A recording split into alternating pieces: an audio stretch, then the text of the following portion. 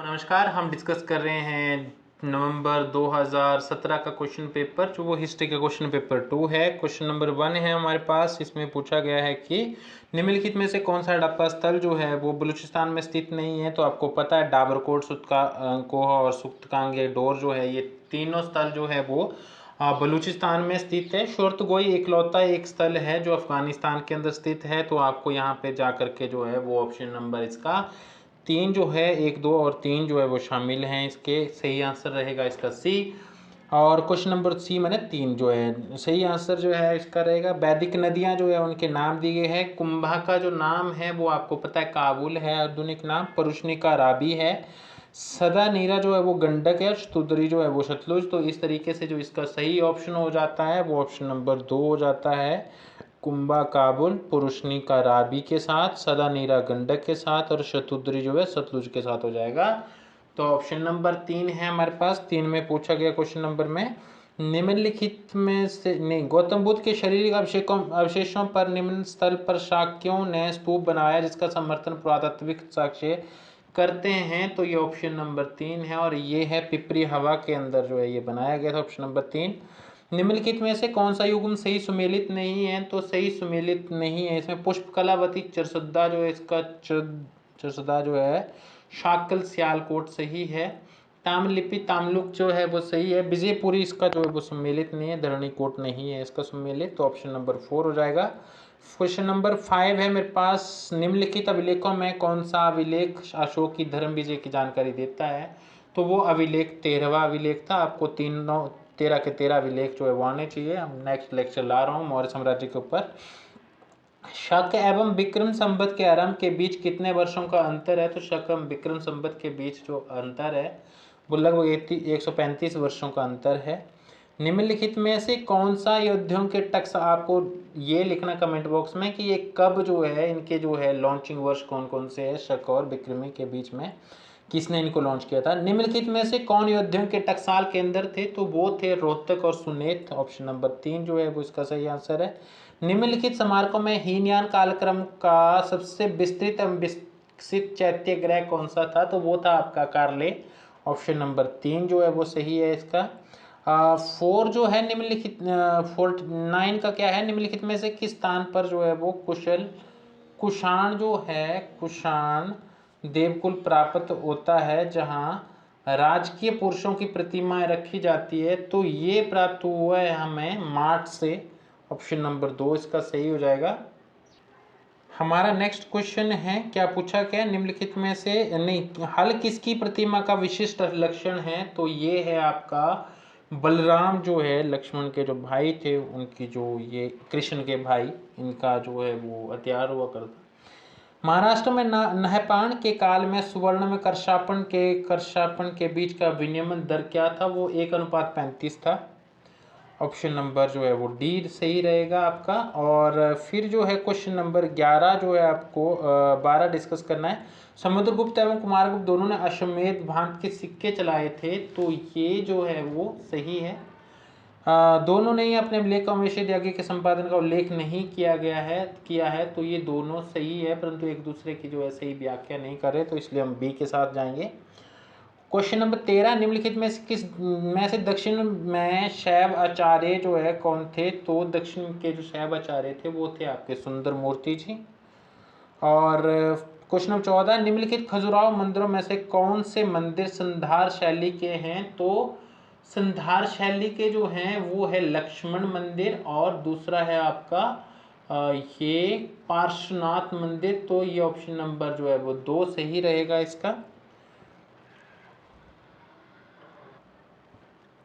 निम्नलिखित में कौन सा युग्म सम्मिलित नहीं है। तो ये अपराजित पृच्छा जो है इसका जो संबंध है वो स्थापत्य कला से है।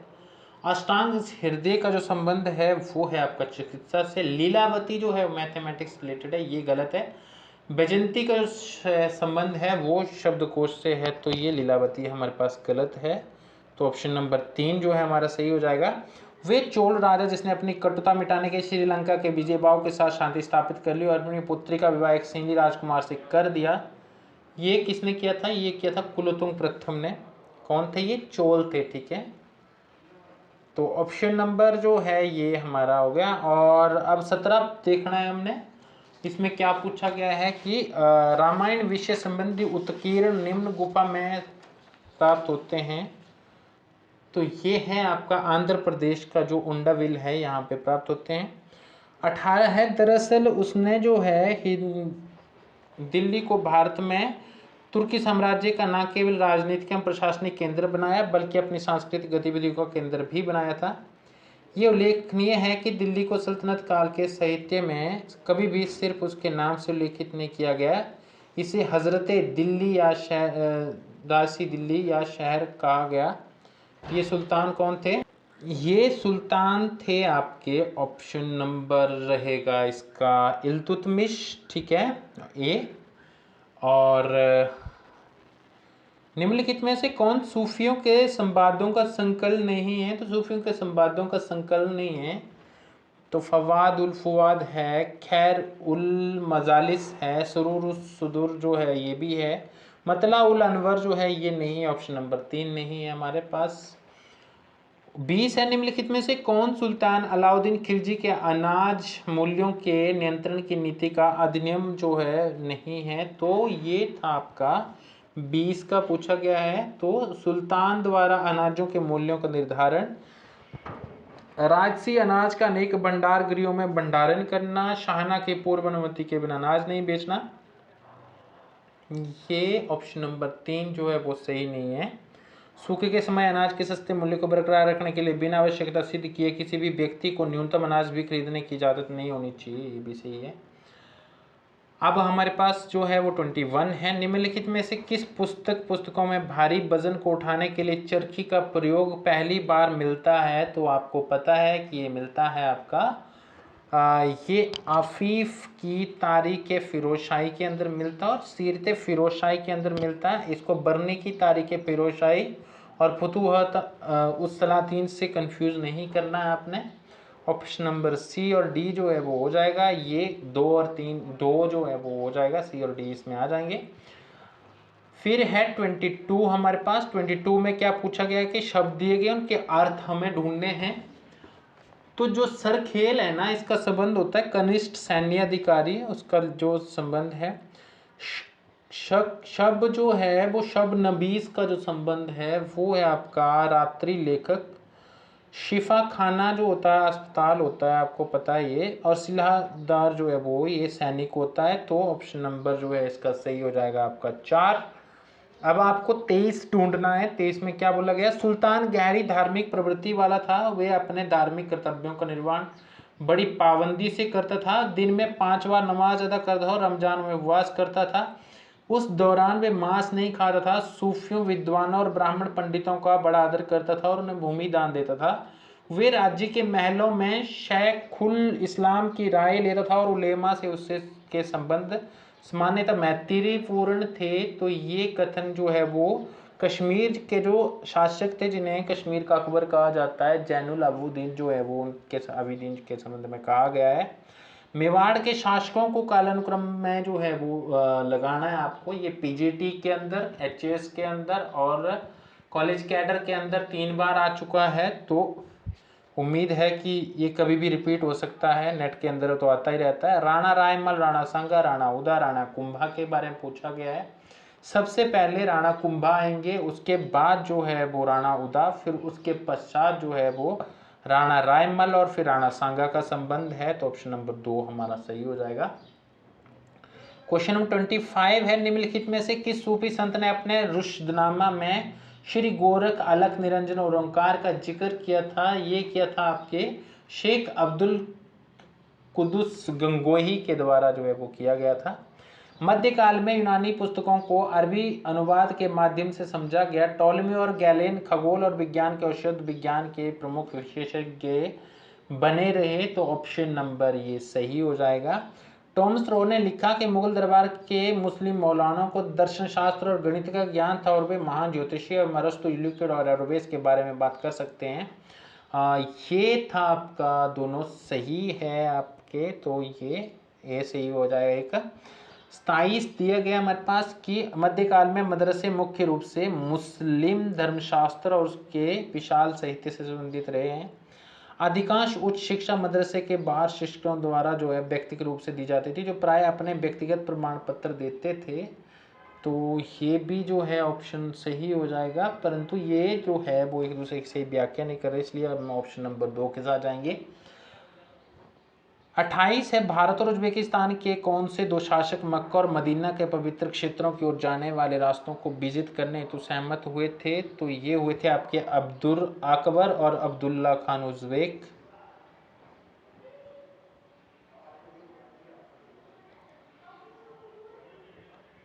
जो सिख थे वो धर्मशाला वे स्थान था जहाँ सिख बैठते थे और अपने आप को ईश्वर की उपासना में लगाते थे।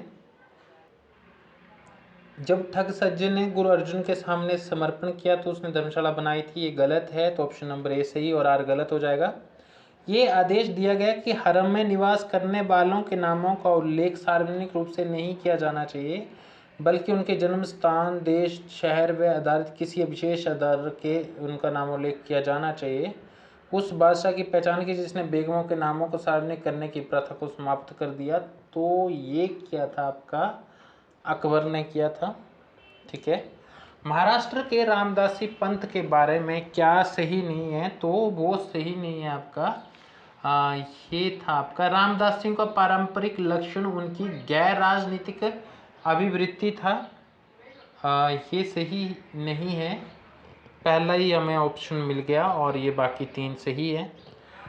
निम्नलिखित सूची को सूची 2 से सम्मिलित करना है हमने।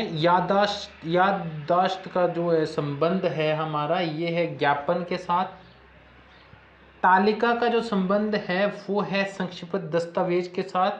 पट्टा का जो संबंध है वो है हक, भूमि, संपत्ति, अधिकार पर लेख। कबूलियत जो अपने राजस्व संबंधी जिम्मेदारी के बारे में किसानों द्वारा स्वीकार जो है वो किया जाने वाला प्रलेख। तो ऑप्शन नंबर जो है इसका 1 सही होगा। प्रश्न नंबर 33 है, नियम है कि कृपा पात्र नौकर अपने दाहिने हाथ के पश्च भाग को जमीन पर रखकर तब उसे धीरे धीरे उठाता है। व्यक्ति के सीधे खड़े होने पर वे अपने हाथ के हथेली को अपने सिर के मध्य भाग पर रखता है। ये अबुल फजल ने जो है दंडवत प्रणाम की किस विधि की ओर इंगित करता है? तो ये अबुल फजल का जो कथन है वो इंगित करता है आपका ये तस्लीम जो है उसकी ओर इंगित करता है। पैबोस और सिजदा जो है वो आपको पता है कि वो किसने बलवन के समय में जो है वो पैबोस लागू हुआ था। निम्नलिखित मुगल चित्रकारों में से कौन से चित्रकार खुद की तस्वीर बनाने के लिए जाने जाते हैं? तो ये जाने जाते हैं आपके ये मनोहर, दौलत और केशव दास जो है ये तीनों जाने जाते हैं। तो ऑप्शन नंबर 4 हो जाएगा। निम्नलिखित घटनाओं का कालानुक्रम अनुसार जो है वो वर्णन करना पड़े हमें। तो आपको पता है कि सबसे पहले जो स्थापना हुई थी वो डेक्कन एसोसिएशन की स्थापना हुई थी। उसके बाद जो है वो ईस्ट इंडिया एसोसिएशन की स्थापना होती है। उसके बाद भारत लीग बनता है और फिर भारतीय राष्ट्रीय कांग्रेस लास्ट में बनती है। तो ऑप्शन नंबर यहाँ पे हो जाएगा इसका 4 जो है वो सही हो जाएगा। कैसे होगा 4 सही? कि पहले पे जो आएगा 4 पे जो आएगा पहले पे आएगा 1, 2, 3 और फिर 4। हिंदू और मुस्लिम दोनों समुदायों सदस्यों वाले the United Indian patriotic association को 1888 में किसने स्थापित किया था? तो 36 है हमारा और इसको स्थापित किया लॉर्ड कर्जन ने जो है, नहीं सर सैयद अहमद खान ने जो है इसको स्थापित किया था। प्राचीन स्मारक परिरक्षण अधिनियम किस वायसराय के काल में पारित हुआ था? तो ये पारित हुआ था आपका लॉर्ड कर्जन के समय में। निम्नलिखित अधिनियमों में से किसने महिला मतदाताओं के अनुपात को बढ़ा दिया और विधानसभा में उन्हें आरक्षित सीट दिलवा दी? 38 है हमारा और इसका है ये 1835 का जो अधिनियम था, बट ये लागू नहीं हो पाई थी चीजें। निम्नलिखित में से सर्वप्रथम भारतीय महिला विश्वविद्यालय के प्रथम कुलपति कौन थे? तो ये कुलपति थे आपके सर आरजी भंडारकर जो है ये कुलपति थे आपके। 40 क्वेश्चन है हमारे पास। 40 में निम्नलिखित उद्योगपतियों में से 1936 के बॉम्बे घोषणा पत्र के हस्ताक्षरकर्ता कौन थे? तो बॉम्बे घोषणा पत्र के हस्ताक्षरकर्ता थे वो थे आपके पुरुषोत्तम दास ठाकुर और बल्लभ बालचंद हीरा चंद जो है वो थे इसके, ठीक है। ये है आपका ए और डी। असहयोग आंदोलन के दौरान आंध्र प्रदेश के गुंटूर जिले में निम्नलिखित में से कौन सा सशक्त आदिवासी आंदोलन प्रारंभ हुआ था? ये आंदोलन प्रारंभ हुआ था आपका चैंचू आंदोलन। अंकल टॉम्स केविन जो है, केविन की तरह कि उसी प्रकार की बंगाली पुस्तक कुली काहिनी का जो है लेखक कौन था? तो ये थे आपके पंडित कुमार विद्यारतन जो है वो इसके लेखक थे। निम्नलिखित में से किसने मुस्लिम लीग और भारतीय राष्ट्रीय कांग्रेस को 1916 में एक साथ लाने में महत्वपूर्ण भूमिका अदा की थी? आपको पता है कि ये लोकमान्य तिलक, एनी बेसेंट ने भी कुछ कार्य किया था इसमें। राजनीतिक संगठन जो है वो इंडियन एसोसिएशन का जो संबंध है ये कब गठित हुई थी? ये 1876 के अंदर। महाजन सभा का जो संबंध है ये है आपका 1884 के साथ जुड़ता है। बॉम्बे एसोसिएशन जो है ये आपके 1852 के अंदर, और ये पूना सार्वजनिक सभा 1867 के अंदर बनता है। इस प्रकार इसका ऑप्शन नंबर 2 हो जाता है। और अब आपको 45 का जो है सही आंसर ढूंढना है। भारत से सार्वजनिक मामलों में महिलाओं के प्रवेश में वृद्धि करने के बाद अपने राजनीतिक रूढ़िवाद के एक बड़े हिस्से को उखाड़ फेंका था। ये सही है। यदि शक्ति का अर्थ पाशविक शक्ति है तो पुरुषों की तुलना में महिलाएं वास्तव में कम पाशविक हैं। यदि शक्ति का अर्थ नैतिक शक्ति है तो महिलाएं अपमाननीय रूप से पुरुषों से श्रेष्ठतर है। तो ये जो है वो दोनों सही है, परंतु एक दूसरे की सही व्याख्या नहीं करते हैं, इसलिए हमारा ऑप्शन नंबर बी के साथ हम जाएंगे। 1880 के आरंभ में स्टैट्यूटरी सिविल सर्विस के बारे में सही कथन नहीं है। तो नियुक्ति सामान्यतः अच्छम सामाजिक स्थिति के परिवारों के लिए सीमित थी। ये सेवा का अनुपात एक वर्ष में नियुक्त संविदा सिविल लेखकों की कुल संख्या के 1/6 से अधिक नहीं हो सकता था। इस सेवा के लिए नियुक्तियां मनने द्वारा होती थी। जी बिल्कुल। ये सेवा पूर्णतः घटक प्रदान करती थी और भारतीयों के उच्च पदों पर नियोजन के दावों को न्याय करती थी। कहाँ करती थी न्याय? तो ऑप्शन नंबर 4 है। 47 निम्नलिखित में कौन सा जवाहरलाल नेहरू द्वारा स्थापित गुटनिरपेक्षता का उद्देश्य नहीं था? तो ये जो है वो नैम आंदोलन का सही उद्देश्य नहीं था। शीत युद्ध और उससे संबंध सैन्य समझौतों से संबंध था, ये संबंध में था। ये जो है वो नहीं है, ये सही है। ये उद्देश्य उपनिवेशवाद की दुष्ट शक्तियों नस्लवाद दमन के विरुद्ध था। जी बिल्कुल। ये विश्व शांति के प्रोत्साहन और निशस्त्रीकरण को बढ़ावा देने की दिशा में था। बिल्कुल सही। इसका उद्देश्य यूएसएसआर के का सामना करने के लिए तीसरी शक्ति का निर्माण करना था। जी नहीं, तब तो ऐसा उन्होंने तो है, इसका नाम ही जो है गुटनिरपेक्ष आंदोलन था। E.H. कार जो है उनकी पुस्तक है, आपकी पुस्तक का जो शीर्षक है वो है आपका व्हाट इज हिस्ट्री। आपको ये तब समझ में आएगी जब आप हिस्टोरियोग्राफी पढ़ोगे। मार्क ब्लाक का जो संबंध है वो हिस्टोरियन क्राफ्ट से है आपका। W.H. वॉलेस का जो संबंध है वो है an introduction to the philosophy of history. और इसके अलावा हार्वर्ड जो बटरफील्ड है ये विग इंटरप्रिटेशन ऑफ हिस्ट्री जो है इसका सही है।